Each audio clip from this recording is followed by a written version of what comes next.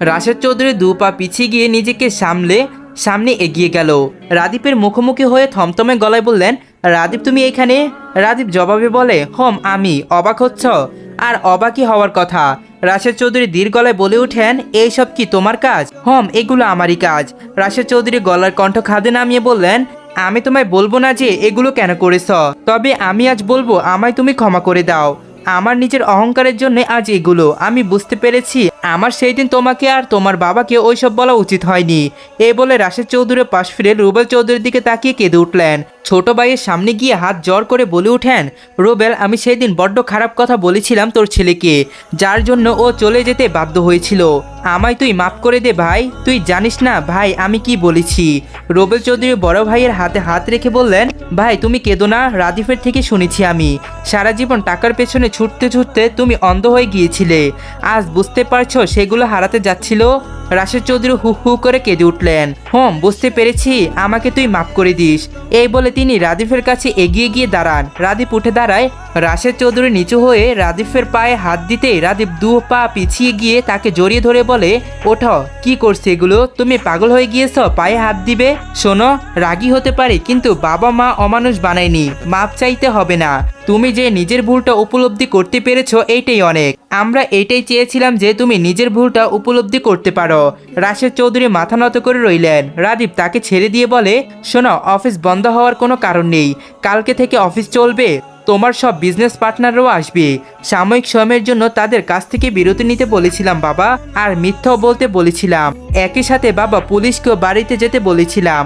ওইসব ছাড়াও আর কালকে থেকে আবার সব চালু হবে। বিকেলের দিকে রাদীপ বাড়ি ফিরে এলো। রাশেদ চৌধুরী আর রুবেল চৌধুরী অফিসে রয়েছেন। তারা পরে ফিরবেন। অফিসে সে ঘটনা পরে রাদীপের মনে মনে খুবই খুশি। এতদিনের সব প্রচেষ্টা আজ সফল। মানুষটাকে বোঝাতে চেয়েছিল সে মিষ্টিকে লোভে পড়ে বিয়ে করতে চায়নি, আজ বোঝাতেও পেরেছে। রাদীপ বাড়িতে ফিরে সোজা নিজের রুমে আসে। মিষ্টি ব্যালকনিতে বসে বসে মোবাইলে রিলস দেখছিল। রাদীপকে দেখা মাত্রই ফোনটা সেইখানেই রেখে রুমে চলে আসে। রাদীপ স্যুট খুলে শার্টও খুলতে শুরু করে। মিষ্টি রাদীপকে বলে, তোমার কাজ শেষ? মিষ্টি রুম থেকে বেরিয়ে যায়। রাদীপ টাওয়াল নিয়ে ওয়াশরুমে ঢুকে ওয়াশরুম থেকে বেরিয়ে দেখতে পায় মিষ্টি খাবার নিয়ে বসে আছে। রাদীপ এগিয়ে এসে কারবার থেকে শার্ট বের করে পরে নেয়। এরপর সোফায় গিয়ে বসে। রাদীপ খাবার খেতে খেতে মিষ্টিকে বলে, তুই খেয়েছিস? কখন খেয়েছিলি? তুমি আসার আগ দিয়ে আম্মু আর ছোট আম্মুর সাথে বসে খেয়েছি। রাদীপ আর কিছু বলল না, খাওয়ায় মনোযোগ দেয়। এর মিনিট দুয়েক পরে মিষ্টি বলে, একটা ভালো খবর আছে।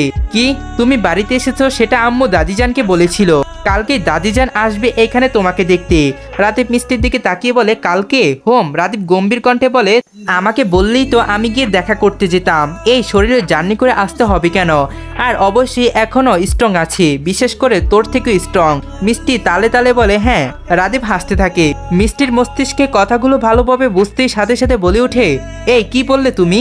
আমার থেকে স্ট্রং মানে? তুমি আমায় অপমান করছো? মোটেও না। শোনো, যা বলতে চেয়েছিলাম, এবার দাদিজান আসলে আমার আর তোমাকে এমন কিছু করতে হবে যাতে আর গ্রামে না যায়। ঠিক আছে, এখন কথা বন্ধ করে বসে থাক, আমাকে খেতে দে। মিষ্টি উঠে চলে যায় বিছানা থেকে। নিজের ফোন খুঁজতে থাকে কিন্তু পায় না। মনে করে একটু আগে কিচেনে গিয়েছিল, সেইখানে হয়তো রেখে এসেছে। তাই রুম থেকে বেরিয়ে যায়। কিচেনে এসে খুঁজতে থাকে কিন্তু পায় না। হঠাৎ করে ভুলবশত তরকারি বাটিতে হাত লেগে পড়ে যেতে নিলেই মিষ্টি বাটিটা ধরে ঠিক জায়গায় রাখে। হাতে লেগে যায় তরকারি। মিষ্টির সাথে সাথে বেসিনে হাত ধুয়ে নেয়। শাড়িতেও তরকারি পরেছে। এই শাড়ি পরে থাকা যাবে না এখন। মিষ্টি উপরে চলে আসে শাড়ি চেঞ্জ করতে। রুমে আসতে দেখে রাদীপের খাওয়া শেষ, বিছানায় বসে আছে। মিষ্টি একটা শাড়ি বের করে ওয়াশরুমে ঢুকে। রাদীপ নিজের ফোন বের করে দেখতে থাকে। এমন সময় মিষ্টির ফোন বেজে ওঠে। রাদীপ এদিক সেদিক তাকিয়ে কিন্তু ফোন পায় না। বিছানা থেকে উঠতে বুঝতে পারে ফোনটা ব্যালকনির দিকে বাজছে। রাদীপ ব্যালকনিতে এসে মিষ্টির ফোনটা পায়।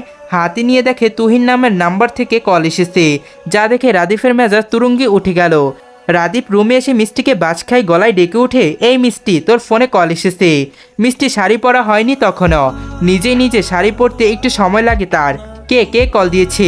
আমি চিনি না, তুই এসে দেখ। মিষ্টি বলে, রিসিভ করে দেখো কে কল দিয়েছে। রাদীপ কল রিসিভ করে কানে নেয় ফোনটা। ওপাশ থেকে তুহিন বলে, অবশেষে ধরলে? আমি তো ভেবেছি ধরবে না। তোমার স্বামী আমার কল ধরতেই দিবে না। তোর ধরতে দিল তোমার স্বামী? রাদীপ জল শক্ত করে কথাগুলো শুনে যাচ্ছে। কথাগুলো শুনে কিছু বলল না। তুহিন ওপাশ থেকে বলে, কেমন করে পারলে আমার সাথে এমন করতে? ও ভুলে গিয়েছিলাম, তুমি তো ঠিকই ছিলে। সব তো করেছে ওই যে কি যেন নাম, রাদীপ। ওকে তো আমি ছাড়বই না। রাদীপ নিজের নাম শুনে গর্জে উঠে বলে, এই চুপ, তুই কাকে হুমকি দিচ্ছিস? যদি সাহস থাকে সামনে এসে কথাগুলো বলে যা, দেখি তোর কত সাহস। তুহিন খিলখিলিয়ে হেসে বলে, ওহ তুই কলটা ধরেছিস, তাই তো বলি কথা বলো না কেন। তুই বড়ই বুদ্ধিমান, তোর বুদ্ধি আছে বলাই যায়। তুই যদি বুদ্ধি খাটিয়ে ওকে বিয়ে না করতি তাহলে আজ মিষ্টি আমারই হতো, আমার বাড়িতে বউ হয়ে আসতো।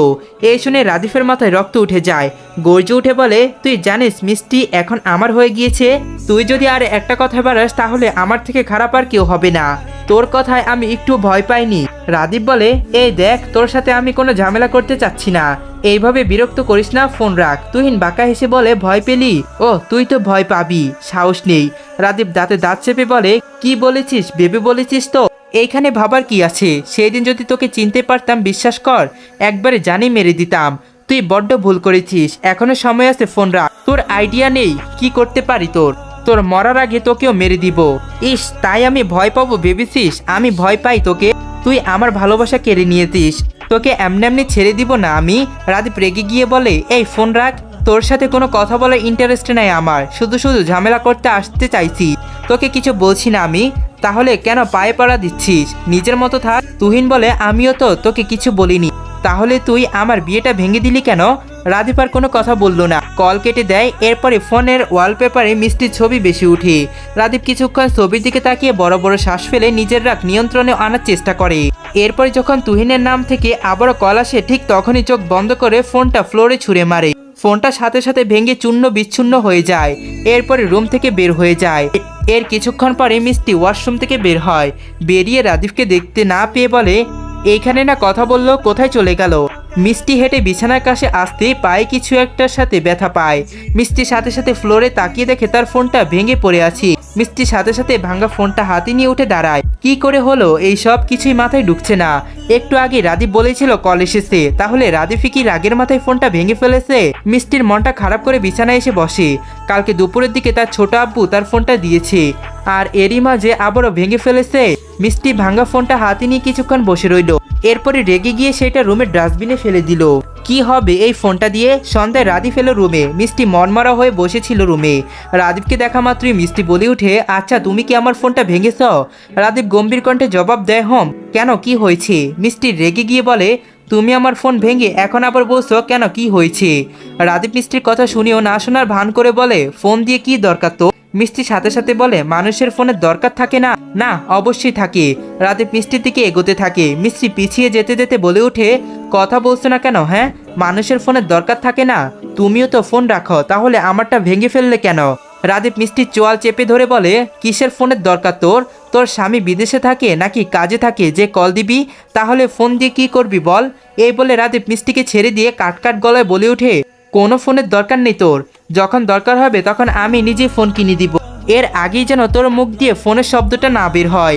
মিষ্টি মুখ ঘুরিয়ে বকতে বকতে বিড়বিড় করে মনে মনে বলে, তোকে সায়স্তা করতে আমার একার ধারা হবে না, দাদিজান আসুক, তাকে সাথে নিয়ে তোমার মেজাজ ঠান্ডা করব। রাদীপ বিছানায় হেলান দিয়ে বসে মিষ্টিকে বলে, মনে মনে বকি কি লাভ, সামনে এসে বল। মিষ্টির আগে গটগট করে চলে গেল রুম থেকে। রাদীপ ওর দিকে তাকিয়ে বাঁকা এসে ফোন বের করে রাজকে কল দেয়। দুইবার রিং হতেই রাজ কল রিসিভ করে। হ্যালো রাদীপ, কেমন আছিস ভাই? ভালো, তুই কেমন আছিস? ভালো। রাহা কেমন আছে? ভালো। কি করছিস? বসে আছি। তুই? আমিও বসে আছি। রাদীপ ভালো মন্দ কথা বলার পরে বলে, একটু ঝামেলায় ছিলাম তাই তোদের আসতে বলিনি। সাইমন মেসেজ দিয়েছিল যে তোদের আসতে বলবি কিনা, তুইও দিয়েছিলি। এখন ফ্রি হয়ে দেখলাম, তোদের যদি ইচ্ছে হয় তাহলে তোরাও চলে আয়, আর যদি মন চায় আসবি না, ওইখানে থাকবি, তাহলে আমার কোনো সমস্যা নেই, তোদের হাতেই সব। রাজ খানিকটা খুশি হয়ে উঠল, যাক মুখ দিয়ে অন্তত বের করেছি, এই অনেক। রাজ চট করে বলে উঠে, হোম আসবো, তোর বলার অপেক্ষায় রয়েছি। রাদীপ হেসে বলে উঠে, তাহলে চলে আয়। রাজ হেসে বলে, ভাই তুই জানলে খুশি হবি, আমাদের দুজনেরই টিকিট কাটা শেষ, কালকে সন্ধ্যায় 5টায় বাংলাদেশে নামবো। রাদীপ সোজা হয়ে বসে বলে, ওয়েট ওয়েট ওয়েট, তুই না বললি আমার বলার অপেক্ষায় রয়েছিস, তাহলে আগেই টিকিট কেটে রেখেছিলি কেন? রাজ গা ছাড়া ভাব নিয়ে বলে, ভাই ওই হলো, কালকে আসছি জানিয়ে দিই। আমি আবার তোর মতো না, না জানিয়ে যেতে পারবো না, আমার আবার বউ আছে, বউ নিয়ে প্রথমবার বাড়িতে ঢুকবো, আবার সাথে বাচ্চাও আছে। রাদীপ হেসে এসে বলে, আয় তাহলে বউ নিয়ে, আমি জানিয়ে দিব বাড়িতে, ঠিক আছে? আর আম্মুকে বলবি তার ছেলে বউ নিয়ে আসছে। আচ্ছা ঠিক আছে। রাজ শোন, আরেকটা সারপ্রাইজ আছে। কি? রাদীপ ঠোঁট কামড়ে হেসে বলে, কালকে আমার বউ আসছে। যা, কি বলিস? মজা করছি না ভাই, বিয়ে করেছিস তো আমার বোনকে, ও তো বাড়িতে আছে। আবার কোন বউ আসবে? গ্রামেরটা? ওরে ভাই, বুঝতে পারিনি তো, আসতে রাজি হলো তোর বউ? হম, আমি এসেছি বলে আসবে। রাজ রসিকতা করে বলে ওঠে, প্রিয় মানুষের ভালোবাসার টানে গ্রাম থেকে এক যুবতী শহরে আসছে। রাদীপ আর রাজ দুজনেই হেসে ওঠে। এই কথা টপিক শেষ হতেই বলে, রাজ তুই আগে আয়, একটা কাজ আছে। কি? আর বলিস না ভাই, মিষ্টি যার সাথে বিয়ে ঠিক হয়েছিল সে ছেলে এখন পিছনে পড়ে আছে। শালাকে বোঝাচ্ছি যে আমি কোনো ঝামেলা করতে চাইনি, কিন্তু শুনছে না। ঠিক আছে, এসে ওর ব্যবস্থা আমি নিজেই করে ফেলবো, তোমার ওকে নিয়ে ভাবতে হবে না। পরের দিন বিকেলে আনোয়ারা বেগম চৌধুরী বাড়িতে এলেন। রাশেদ চৌধুরীর সাথে বাড়ির সদর দরজার দিকে এগিয়ে এলেন। বাড়ির ভিতরে না ঢুকতে রাদীপকে ডাকতে থাকে, রাদীপ দাদু ভাই, দাদু ভাই। এই দেখে মিষ্টি মনে মনে বলে, যেই বজ্জাতের এত রাগ, তাকে আগে আগে ডাকছে, মনে হচ্ছে জামাই লাগে। সাইমা চৌধুরী আর রোমানা চৌধুরী এগিয়ে গেলেন। রোমানা চৌধুরী বললেন, মা রাদীপ বাড়িতে নেই, এতক্ষণ আপনার অপেক্ষায় ছিল, মাত্র 10 মিনিট হলো বেরিয়ে গেল। আনোয়ারা বেগম ধীর গলায় বললেন, কই গেছে? ফিরবে কখন? মা, রাজ আর রাহা আসছে জাপানের থেকে, ওদের আনতে গিয়েছে, ফিরতে একটু দেরি হবে। মিষ্টি আনায়রা বেগমের দিকে তাকিয়ে এগিয়ে গিয়ে বললেন, এসেই একজনের কথাই বলছো, আমাদের চোখে পড়ে না? আনোয়ারা বেগম হেসে মিষ্টির থুতনিতে হাত রেখে বলে ওঠেন, বাবা, মাইয়া দেহি রাগ করে। মিষ্টি অভিমানী সুরে বলে ওঠে, রাগ তো করবই, তুমি জানো তোমার ওই বজ্জাত নাতি কথায় কথায় রাগ করে। আনায়রা বেগম মিষ্টির সাথে ডাইনিং রুমে ঢুকতে ঢুকতে বললেন, কি কইতাছো দাদু ভাই? রাশেদ চৌধুরী হেসে মিষ্টিকে বললেন, মাকে রুমে নিয়ে যাও, অনেকটা জার্নি করে এসেছে, রুমে গিয়ে আস্তে ধীরে যত নালিশ দেওয়ার দাও। মিষ্টি আনায়রা বেগমকে নিয়ে ডাইনিং রুমের পাশাপাশি ঘরগুলোর মধ্যে একটাতে নিয়ে যায়। মিষ্টি তাকে বিছানায় বসিয়ে সুদানো গলায় বলে, জানো দাদিজান, আমি না মনে মনে তোমাকে চেয়েছি যে তুমি যদি আসতে। কেন দাদুভাই, কি হয়েছে? দাদিজান, তুমি জানো রাদীফের না খুব রাগ, এসেছে থেকে রেগে থাকে। আজ আমার ফোন ভেঙে দিয়েছে, তার পছন্দের মানুষ তো তুমি, তাই তোমাকে সাথে নিয়ে ওর রাগ শেষ করতে চেয়েছি। আনায়রা বেগম হেসে হেসে বললেন, দাদুভাই, পোলা মানুষের অমন রাগ থাকবেই, পোলা মাইনসের রাগ কমে পোলা পাইনের মুখ দেখার পরে। মিষ্টি লাজুক হেসে বলে, দাদিজান, তুমি সে আগের যুগে পড়ে আছো। না রে পাগলি মাইয়া, আমি ঠিকই কইতাছি। মিষ্টি উঠে দাঁড়িয়ে বলে, তুমি এখন হাত মুখ ধুয়ে একটু রেস্ট নাও, তোমার পরনের পরান রাধি ফেলে দেখা করতে বলবো, ঠিক আছে? কইও কিন্তু মনে কইরা। মিষ্টি চলে যায় রুম থেকে, ডাইনিং রুমে এসে বসে পড়ে। ঠিক তখনই সাইমা চৌধুরী কিচেন থেকে মিষ্টিকে ডেকে উঠেন, মিষ্টি এদিকে আয় তো। মিষ্টি উঠে চলে যায় কিচেনে। হ্যাঁ বলো। মিষ্টি, একটু পায়েসটা রান্না করে দে না মা। তুমি করো না? না তুই কর, রাজ তোর হাতের রান্না করা পায়েস খুব পছন্দ করে, তাই তো তোকে বলা। মিষ্টি চুলার হাঁড়ি বসিয়ে দিয়ে দুধ ঢালতে ঢালতে মনে মনে বলে ওঠে, সবাই দেখি সবার ব্যস্তে, একজন আছে তার রাদীফকে নিয়ে, আর একজন আছে তার ছেলে আসার আনন্দে। এইদিকে রাজ আর রাহাকে রিসিভ করে নিজে ড্রাইভ করে ওদের নিয়ে বাড়ির উদ্দেশ্যে আসছে। মাঝপথে এসে রাদীফের ফোন আসে, তার বন্ধু কল দিয়েছে, একটা কাজ পড়ে গিয়েছে, তাই তাকে যেতে বলেছে। রাদীপ গাড়ি থামিয়ে রাজকে ড্রাইভ করে বাড়ি চলে যেতে বলে। রাজও চলে আসে। রাজ চলে আসার পরে রোহান নিজের গাড়ি নিয়ে আসে রাদীফের সামনে। রাদীপ উঠে পড়ে সেই গাড়িতে। বাড়িতে সব গোছগাছ শেষ, সবাই অপেক্ষায় রয়েছে কখন রাহা আর রাজকে দেখতে পাবে। রুবেল চৌধুরী নিজের ঘরে বসে আছেন। তার সেই ছোট্ট মেয়েটা সেই দিন অভিমান করে চলে গিয়েছিল, সেও অভিমান করে বসে রয়েছে। যেই পর্যন্ত মেয়ে নিজে এসে কথা না বলবে সেই পর্যন্ত রুমেই থাকবেন, বের হবেন না। রাদীপ কল দেয় সাইমা চৌধুরীর ফোনে। হ্যালো বড় আম্মু। হ্যাঁ বল, কত দূর তোরা? আমি ওদের সাথে না, আমি আমার বন্ধুর সাথে একটু অন্য জায়গায় এসেছি, ওদের দুজনকে পাঠিয়ে দিয়েছি, ওরা আর 10 মিনিটের মধ্যে চলে যাবে বাড়িতে। ঠিক আছে, আর তুই কখন আসবি? একটু রাত হবে। আর শোনো, যার জন্য কল দেওয়া, ওরা গেলে ওদের কিন্তু কেউ বকাঝকা বা কিচ্ছু বলবে না। রোমানা চৌধুরী হেসে বললেন, তোর যা কথা, ওদের বকবো কেন? শুধু ওদের আসতে দে, ওদের এত অভিমান করে চলে যাওয়া কই থেকে আসে আজ বের করব। ঠিক আছে, যা ইচ্ছে করো, এখন আমি রাখছি। আচ্ছা, আর হ্যাঁ, সাবধানে থাকিস, ঠিক আছে? রাজ গাড়ি থামালো চৌধুরী বাড়ির সামনে। নিজে গাড়ি থেকে আগে নেমে রাহার কাছে এসে দরজা খুলে দেয়। রাহা নেমে যায়, মনে মনে ভয়ও কাজ করছে, ভিতরে ঢুকলে কি বাড়ির কেউ তাকে বকবে? কথাটা মনে মনে আওড়িয়ে রাজকে বলে, শোনো না, ভিতরে গেলে কি বকবে আমাকে? রাজ রাহার দিকে তাকিয়ে বলে, কি নিয়ে বকবে? আমরা এসেছি বলে বাড়ির সবাই খুশি, আর সবাই বাচ্চাটাকেও নিয়ে খুশি। যদি বকে তাহলে তুই যে চলে গিয়েছিলি সেইটা নিয়ে বকতে পারে, তাছাড়া বকার কোনোই কারণ নেই। রাহা রাজের হাত আঁকড়ে ধরে। রাজ ওর হাত ছাড়িয়ে মুচকি এসে বলে, তাহলে চলুন স্বামীর বাড়ি। বলে রাহাকে পাঁজর কোলে তুলে নেয়। রাহা রাজের শার্ট খামচে ধরে বলে উঠে, কি করছো, নামাও, বাড়ির লোক দেখলে কি মনে করবে। রাজ গম্ভীর গলায় বলে, তোমায় বলেছিলাম না যেই বাড়ি থেকে তুমি আমার কথায় চলে গিয়েছিলে সেই বাড়িতে তোমায় আমি পাঁজর কোলে নিয়ে ঢুকবো। ইস, তাই বলে সবার সামনে কি করে কোলে নিয়ে যাবে, আমার লজ্জা লাগছে, নামাও আমাকে, আমি হেঁটে হেঁটে যাব। রাজ রাহাকে নামিয়ে দেয় না, পাঁজর কোলে নিয়ে বাড়ির ঢুকে সদর দরজার সামনে এসে দাঁড়ায়। রাদিফের ফোনের পরে সবাই সদর দরজার সামনে দাঁড়িয়েছিল। রাহা লজ্জায় রাজের বুকের সাথে মিশে আছে। ইস, এইভাবে কেউ বাবা মায়ের সামনে দাঁড়ায়। রাজ তার মায়ের দিকে তাকিয়ে বলে উঠে, আম্মু, বউ নিয়ে কি ভিতরে আসবো? সাইমা চৌধুরী ছেলের কথা শুনে হেসে উঠে বললেন, এসো, বউ নিয়ে ভিতরে এসো। সবে ওদের দিকে তাকিয়ে হেসে উঠে। রাজ ডাইনিং রুমে এসে রাহাকে নামিয়ে দেয়। রোমানা চৌধুরীও মেয়েকে দেখে কেঁদে উঠলেন। এগিয়ে গিয়ে মেয়েকে জড়িয়ে ধরে কাঁদতে লাগলেন। রাহা কান্না জড়িত গলায় বললে, আম্মু কেমন আছো? তোমাকে ছাড়া ভালো থাকি কি করে, তবে এখন তোকে দেখে বেশ ভালোই লাগছে।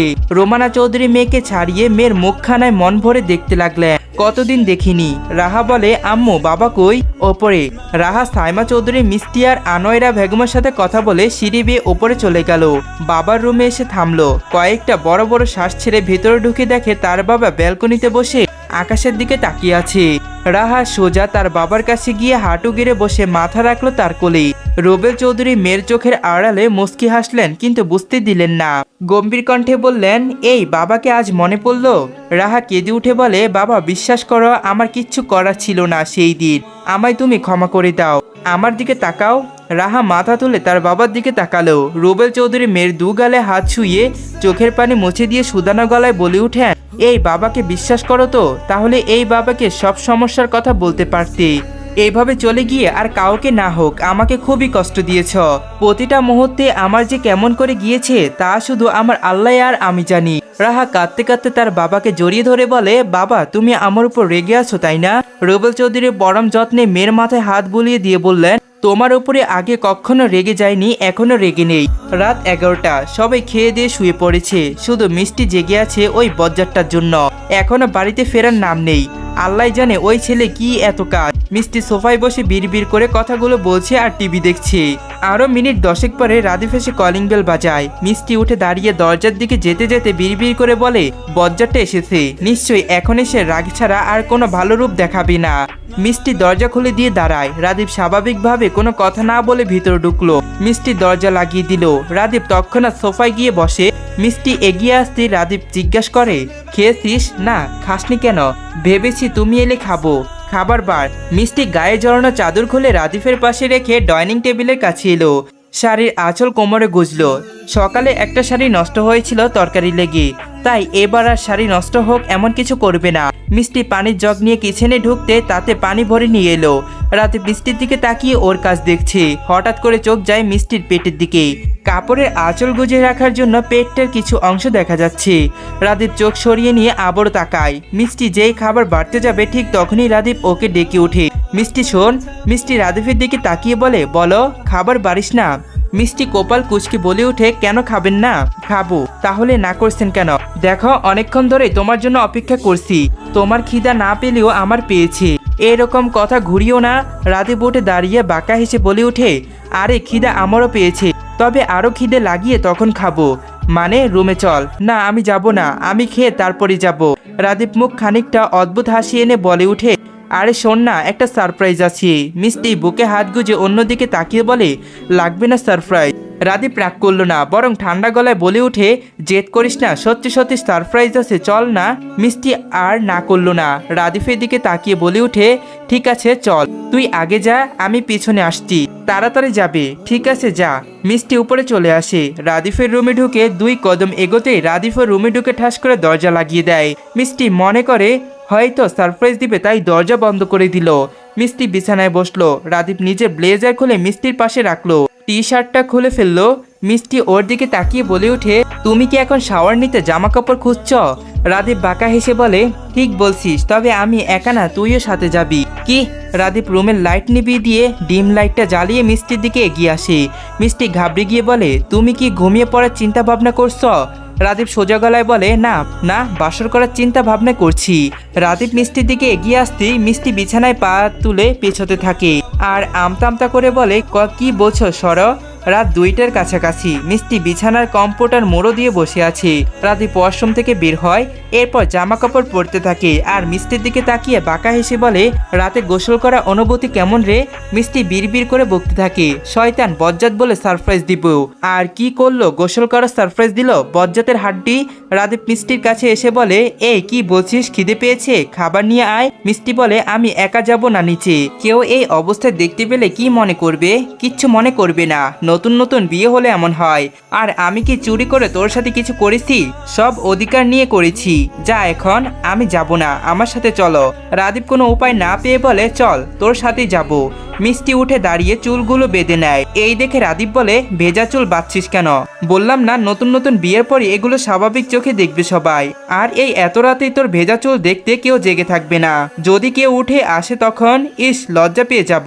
এই চল তো, যে আসার আসবে, আমার মাথা ব্যথা নেই। বিয়ে করেছি কি বউকে আলমারিতে রাখার জন্য? রাদীপ কথা বলতে বলতে মিষ্টিকে নিয়ে নিচে আসে। মিষ্টি খাবার টেবিলে এসে খাবার বাড়তে থাকে।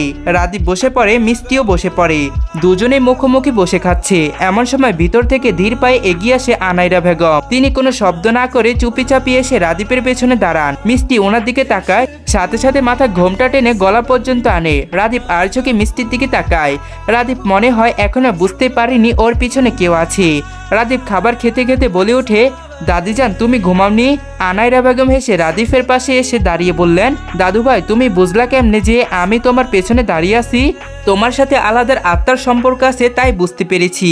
তো তুমি এত দেরি কইরা ফিরলা কেন? তোমাকে দেখবার জন্য অনেক সময় বসে আসছিলাম। এই শুনে মিষ্টি মনে মনে বলে, আমি ওর বউ, আমাকে বলে না, আর তোমাকে বলবো কোথায় গিয়েছিল? কই, আমিও তো বসেছিলাম, আমার সাথে কি করলো? রাদীপ হিয়ালি করে বলে, কাজ ছিল তাই দেরি হয়েছে আসতে, আর এসেও আমার অফিসের কিছু কাজ ছিল, তাই তোমার সাথে দেখা করতে যেতে পারিনি। আর আমি যখন বাড়ি ফিরি তখন 11টা বেজেছিল। পরে ভাবলাম তুমি হয়তো ঘুমিয়ে পড়েছ। পরক্ষণে আনোয়ারা চৌধুরী রাদীপের মাথায় হাত রেখে বললেন, আহারে দাদু ভাইরা, এই জন্যই বুঝি এখন খাইছো দুজনই। আহারে দাদু ভাইরা, এই জন্যই বুঝি এখন খাইতেছো দুইজনে। রাদীপ কিছু বলার আগে আনোয়ারা চৌধুরী বলে উঠেন, দাদু ভাই, তোমার চুল দেহি ভেজা। কি কইরা ভিজলো? এই বলে তিনি নিজের শাড়ির আঁচল বের করে মুছে দিতে লাগলেন। পাশ থেকে মিষ্টি বলে, দাদিজান আর বইল না, তোমার নাতি ফিরেস্তে থেকে বলে যাচ্ছে আমার কাজ আছে, খাওনি? আর ওর জন্যই বসে থাকতে থাকতে খিদা লেগে আমার অবস্থা 12টা বেজে যাচ্ছিল। পরে পানি ঢেলে দিয়েছি ওর মাথায়। এই শীতের মধ্যে পানি ঢাইলা দিলা এই পোলাটার উপরে, এখন যদি ঠান্ডা লাইগা যায় তখন? মিষ্টি বলে, তোমার নাতির কি টাকার অভাব? ওষুধ কিনে ওষুধ খাবে, পট করে সেরে যাবে। রাদীপ মিষ্টির দিকে তাকিয়ে বাঁকা হাসলো। মিষ্টি হাতে বেঞ্চি কেটে খাবারে মুখ দিল। আনাইরা চৌধুরী রাদীপের মাথার চুল মুছে দিয়ে বললেন, দুজনে খাইয়া শুইয়া পড়ো, অনেক রাত হইছে। রাদীপ বলে, ঠিক আছে, তুমি এখন রুমে গিয়ে শুয়ে পড়ো, অনেক রাত হয়েছে, সকালে আড্ডা দিব। যাইতাছি। এই বলে তিনি চলে যান। এইদিকে মিষ্টি রাদীপের দিকে তাকিয়ে বিড়বিড় করে বলে, ও মনে হয় বউ হয়। সুন্দর করে বুঝিয়ে বুঝিয়ে কথা বলা লাগে। কেন, আমি যে সামনে বসে আছি, আমি যে অপেক্ষা করেছি, তার জন্য তো কিছু বলতে দেখলাম না। রাদীপ হালকা ধমকে উঠে বলে, এই খাবি চুপচাপ? মিষ্টি তবুও বিড়বিড় করে বকতে বকতে খাবার খায়। রাদীপ খাওয়া শেষ করে উঠে চলে যায়। তার কিছুক্ষণ পরে মিষ্টির খাওয়া দাওয়া শেষ হয়। এরপরে ওপরে রাদীপের রুমে চলে আসে। রাদীপ ততক্ষণে লাইট নিভিয়ে শুয়ে পড়ে। মিষ্টি রুমের দরজা লাগিয়ে দিয়ে শুয়ে পড়ে রাদীপের পাশে। রাদীপ নীরবতা ভেঙে গম্ভীর কণ্ঠে বলে ওঠে, কালকে বিকেলে ঘুরতে যাব, রেডি হয়ে থাকিস। মিষ্টি কথাটা শুনতে খুশি হয়ে যায়, সাথে সাথে জবাব দেয়, ঠিক আছে। কথাটা বলে রাদীপকে গেছে শুইল। রাদীপ শ্বাস ছেড়ে বলে, ঘুরে ফিরে আবার হসপিটালে যেতে হবে। কেন, কাজ আছে। মিষ্টি আর কোনো প্রশ্ন করলো না। কালকে গিয়ে দেখবে হসপিটালে কি কাজ। এর একটু পরে রাদীপ তপ্ত শ্বাস ছেড়ে বলে, ওই তুহিন তোকে সত্যি সত্যি ভালোবেসে ফেলেছি রে। আসসালামু আলাইকুম এভরিওয়ান, কি অবস্থা, কেমন আছেন আপনারা সকলেই? আশা করি আপনারা সকলে অনেক অনেক বেশি ভালো আছেন। আজকের পার্টটি আপনাদের কাছে কেমন লেগেছে অবশ্যই আপনাদের মতামত জানাতে ভুলবেন না। আর চ্যানেলটিতে যারাই নতুন হয়ে আছেন অবশ্যই চ্যানেলটিকে সাবস্ক্রাইব করে দিবেন। সবাই ভালো থাকবেন, আল্লাহ হাফেজ।